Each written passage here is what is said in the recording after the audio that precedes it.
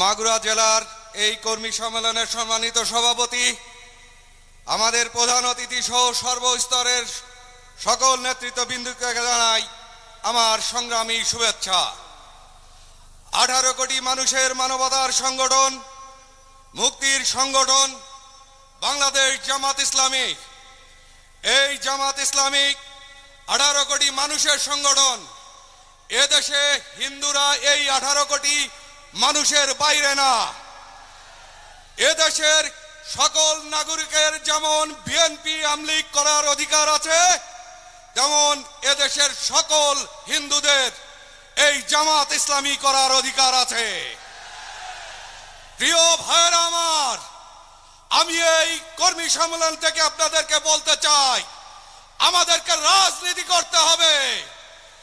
এই সৎ যোগ্য লোকের সঙ্গে আমাদেরকে রাজনীতি করতে হবে, কোন চোর দুর্নীতিবাজদের সঙ্গে নয়। আমরা গত 53 বছর ধরে নির্যাতিত হয়েছি।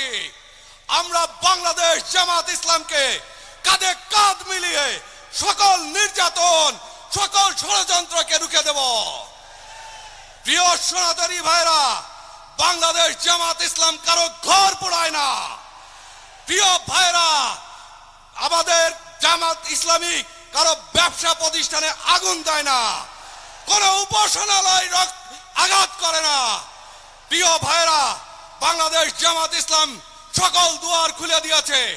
আপনাদেরকেও সকল দুয়ার খুলে দিয়ে তার সঙ্গে কাঁধে কাঁধ মিলিয়ে আপনাদেরকে জান মাল ইজ্জতের নিরাপত্তা সুনিশ্চিত করতে হবে।